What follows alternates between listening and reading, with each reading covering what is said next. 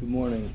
My name is Nathan Goldberg, and my law partners, Dolores Leal, Renee Mochkatel and I, along with my partner Gloria Allred, were very proud to represent Ms. Lauren Reeves in her trial victory against Alki David.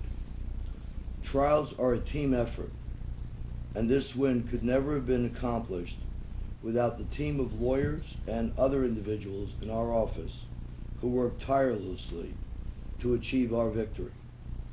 The jury in this case found in favor of Ms. Reeves on all three of her claims for battery, sexual battery, and sexual harassment. They also found that Mr. David acted with malice and awarded Ms. Reeves $4,350,000 in punitive damages, in addition to the $650,000 they awarded to her for compensatory damages. Excuse me.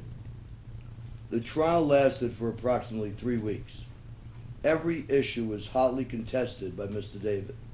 Although he admitted engaging in a number of the incidents that Ms. Reeves alleged occurred, he tried to convince the jury that everything he did was in jest and that his actions could not and should not be taken seriously. The jury rejected Mr. David's arguments in all respects. Sexual battery and sexual harassment are not laughing matters. Women are entitled to be respected in the workplace and do not have to put up with the behaviors that Mr. David engaged in, which included placing his hands around her neck, sucking her finger, doing the, quote, mangina, unquote, and talking about a rape room, etc. The most serious incident which the jury found occurred, and which Mr. David denied, was his taking Ms. Reeves's head and placing it onto his crotch in his office in the middle of a workday. Mr. David admitted dropping his pants and pretending that Ms. Reeves was engaging in fellatio, although he denied that her head made contact with his crotch. Mr. David admitted that he did the mangina at work, where he took off his clothes, tucked his penis and scrotum between his legs, and admitted that he did it in front of Ms. Reeves and others in the workplace. He offered to show the jury the mangina in court, but the judge declined his invitation. Throughout the trial, Mr. David engaged in numerous outbursts in which and during which he insulted Ms. Reeves and her attorneys. But that didn't deflect the jury from its task of doing a careful analysis of each of Ms. Reeves' claims and finding against him on all and every count.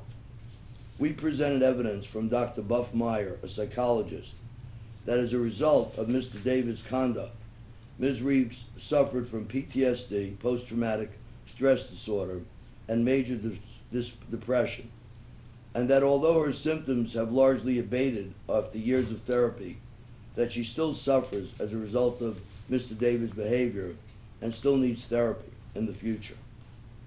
We applaud the jury for its careful attention to this case and for understanding what Ms. Reeves went through and for finding that Mr. David engaged in malice and awarding her damages of $5 million. Mr. David has publicly stated that she will never see any money from him. We have news from Mr. David. He is wrong.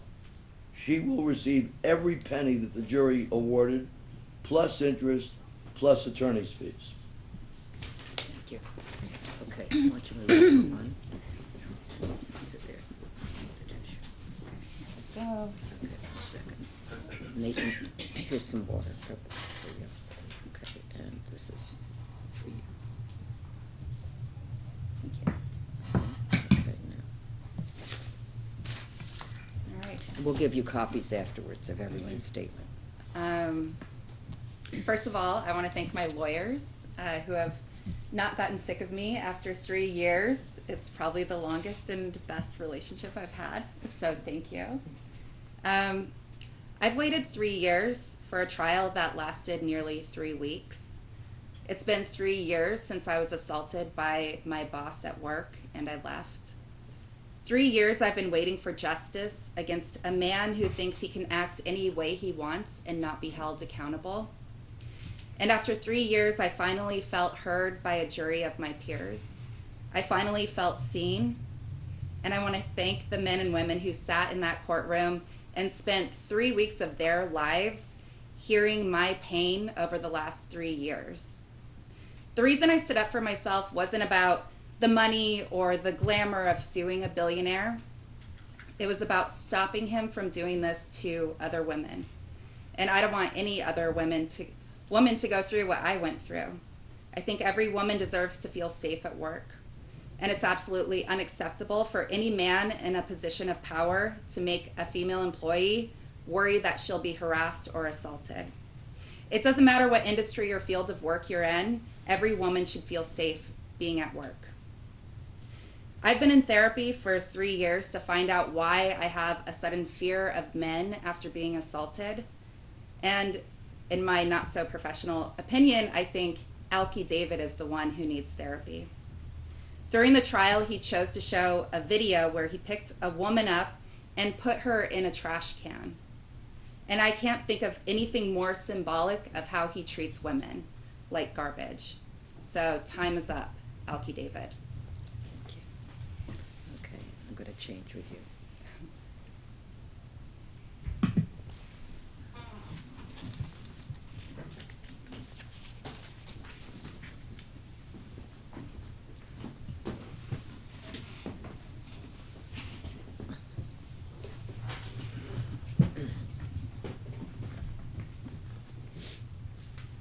2 years ago this month, women who alleged that they had been victimized by powerful men began to speak out in record numbers. The press called it the Me Too movement after a hashtag on the internet. But this movement has been evolving for many years. Victims who had previously been paralyzed with fear broke through their fear and insisted on speaking out and speaking up.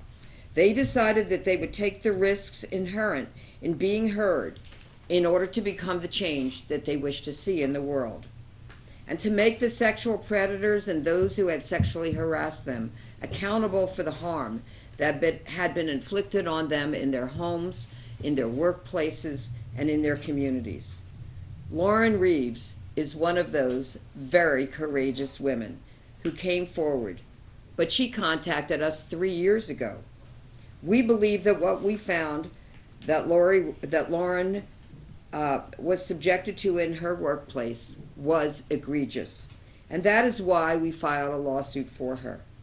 Becoming a plaintiff in a lawsuit against a powerful billionaire is a David and Goliath, or David versus Goliath, undertaking. But Lauren placed her faith in us, the law, the court, and the jury system in her journey to justice. As a result, the jury, having heard the evidence, found in her favor. Lauren is a true hero because she refused to be deterred by unfair and often false attacks on her. She spoke truth to power and has become a role model for others who are still seeking justice. This is a significant victory for Lauren and for the Me Too movement as well. Especially significant is the punitive damages award in Lauren's case. The jury awarded $650,000 in compensatory and $4,350,000 in punitive damages. Punitive damages are only awarded when a jury finds that a defendant acted with malice and that his conduct shocked the conscience of the community. In most cases, punitive damages are not awarded, but the jury found that it was appropriate in this case. Their statement is a strong and a powerful one. Employers in California have a duty to obey the law. They must provide a workplace that is safe from sexual harassment so that employees are able to do their job. The jury found that Mr. David's workplace was not one that the law requires. We thank the jury for standing up for the rule of law and the right of all employees to be able to be afforded respect, dignity, and the workplace protections that California law requires. We are proud of Lauren and our trial team. We're also proud of the jury and their verdict, and we look forward to our next trial against Alki David. And I think Lauren will take a few questions, Nathan will, and Mike, by the way, identify my partner Dolores Leal, who has been one of the extremely significant trial attorneys in this case and who did a great job for us. So we will show you the jury's award afterwards, but these are the verdict forms that the jury filled out, and which helped us to know that we won this victory for Lauren. Okay, so we will be happy to take some questions if there are any. What do you feel that would convince the jury on your case in your favor? What you presented? Excuse me, I'll move over. Wait 1 second. I'll just move over the seats. Okay. All right. Go ahead. Well, a number of things. One is that he largely admitted most of the incidents, although he tried to characterize them as jokes or that they were done in jest. He admitted that he never got Ms. Reeves' permission to do any of the things, any of the activities that he engaged in. We also had a number of witnesses. We had one witness who testified by the name of Jake Weissman, who's a very well-recognized comedian, who testified that he was present when he saw Mr. David choking Ms. Reeves.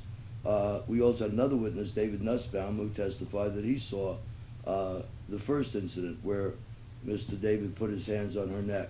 So we had a number of witnesses, but in large measure, Mr. David admitted doing most of the things that we accused him of. Was there ever any possibility that this would be tried criminally or any Well, besides? There has not been a criminal filing in regard to these incidents as of now. Would you like to add anything?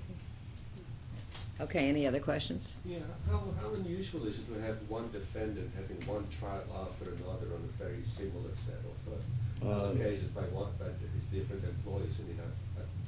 I've never seen it, and Mr. David, of course, takes no responsibility for any of his behavior. He essentially is of the view that all of these women are, basically accusing him of things that are not appropriate. But I've never seen anything like this.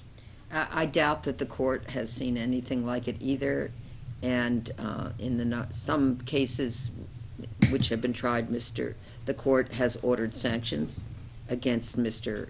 David.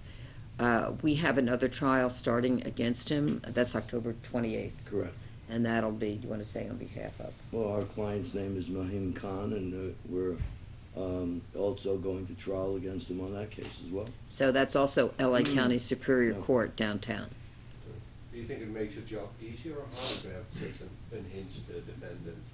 In many ways, it is harder because the courtroom becomes a very difficult place. It's not normally you present evidence, people wait their turn, they present evidence at the appropriate time.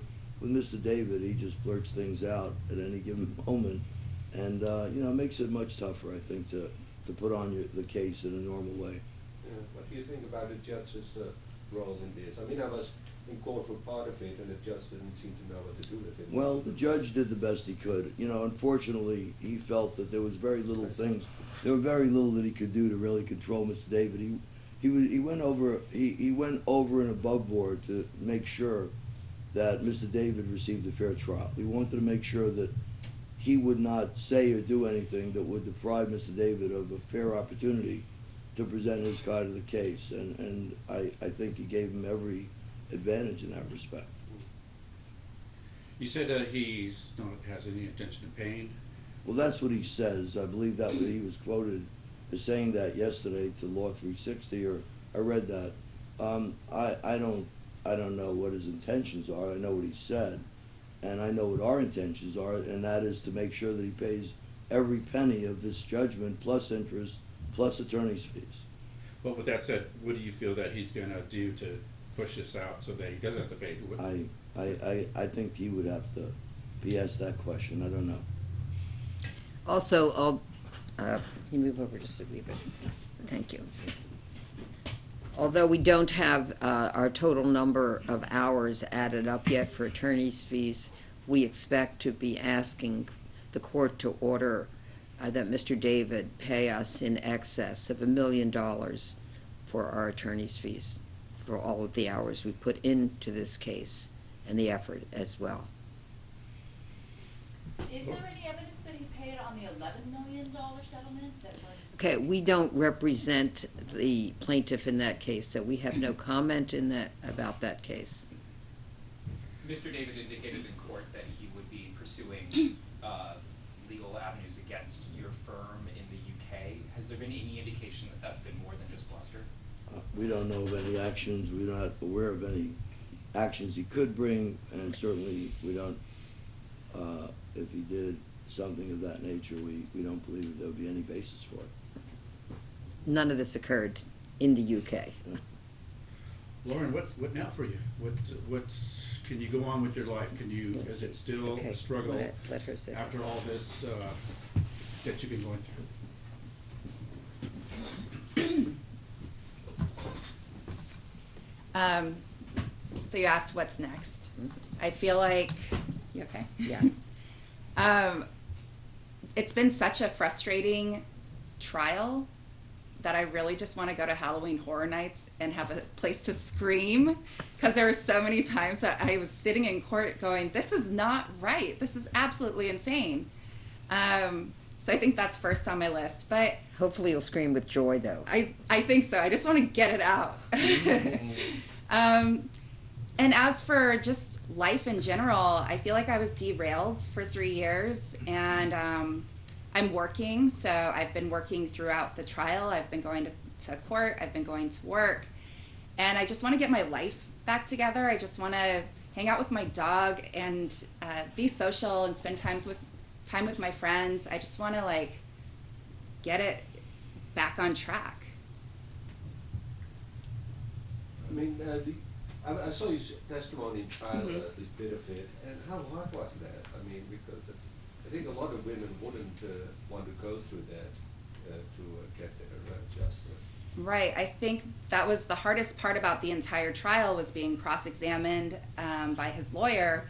I mean, he has one of the best defense lawyers out there, and it was really hard. I think I stood up for myself. I think I stood my ground, and I know the difference between right and wrong, and I really didn't let her twist things around. And I had to really pay attention for 3 days. I was on the stand. And I think, I said my story, and I spoke my mind, and I held my ground.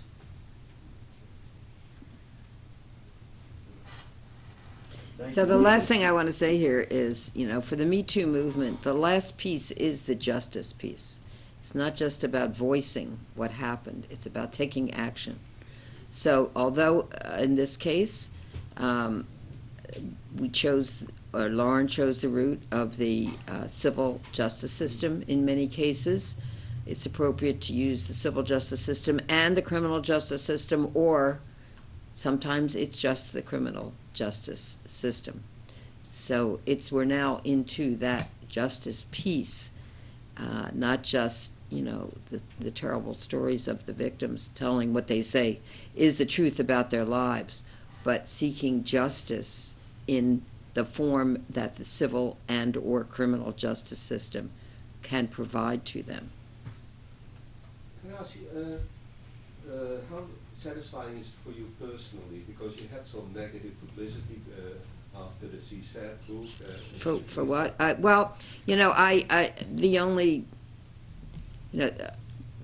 The only concern that, a couple of reporters expressed, that they said that I had, assisted a client with a confidential settlement. I responded to all of that with an opinion piece that was published in the Los Angeles Times, which I'd be happy to provide to you.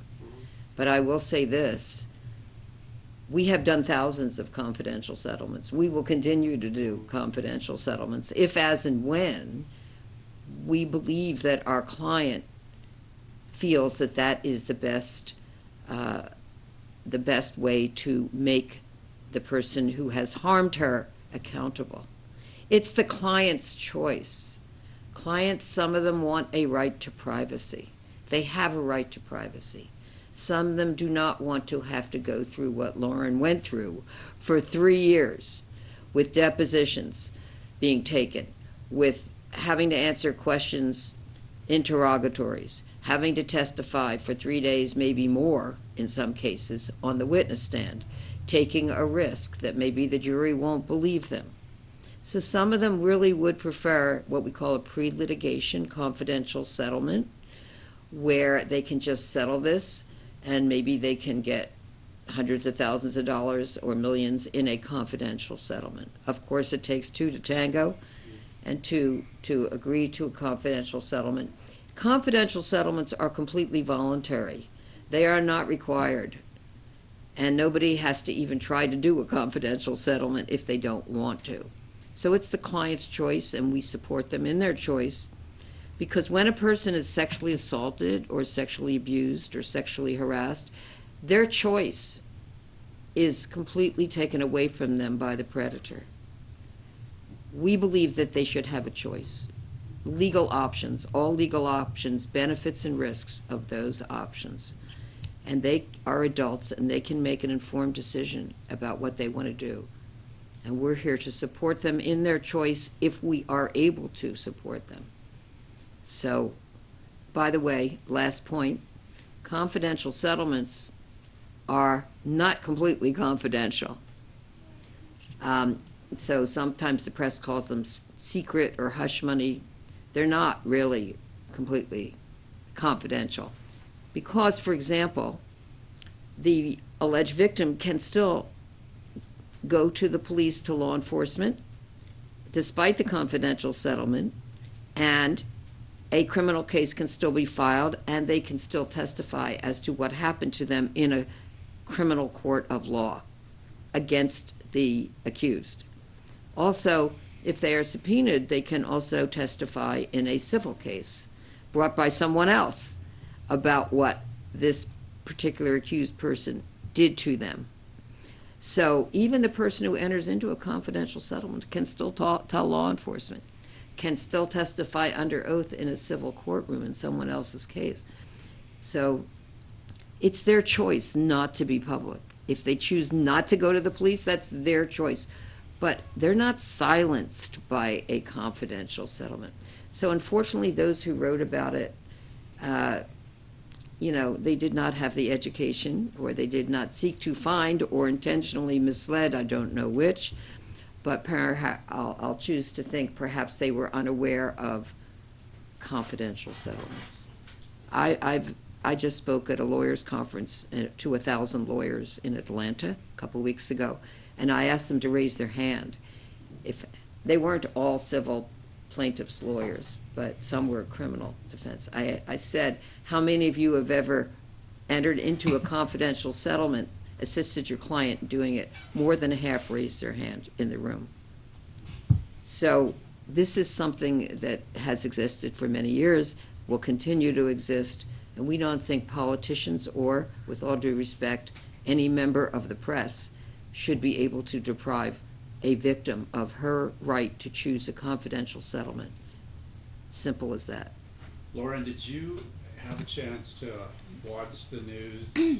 If you've seen it, you've seen powerful men going through this, where women were being victimized, going through their struggles of coming forward and then being victimized again because they were being defamed or whatever, all of it from our government, Supreme Court, President, TV, everywhere. And in your case, powerful men. And did you ever lose that hope that, man, you could be one, what's your message to the women that if this has happened to them, Well, so yeah, I always watch the news, and it's really, I follow what goes on in government and politics, and there were a lot of times over the last 3 years where I just felt like, how is this woman being re-victimized? How is this woman made to be, it's like she's the one on trial. and she did nothing wrong but speak up for herself. And that's nothing to be ashamed of. I feel like I just wanted my story to get out there. It was really frightening and terrifying. I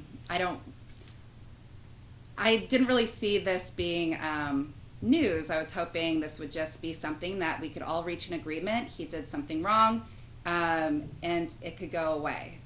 And we ended up going to trial, and I feel really proud of myself for standing up for myself. I think that my trial sends a message to other women that if I can go up against one of the most toxic men out there, that other women can do that too. And I think it's just really important to stand up for yourself. I know that what I did was the right thing, and I hope other women can see what I did and see that I had no choice but to be strong, even when I felt disparaged and weak and watching the news and going, oh my God, this could all go horribly wrong. I still had faith and I stayed strong, and I have the best lawyers I could ask for. I always felt like I was in good hands, even when I was feeling very low. Okay. Thank you so much for coming.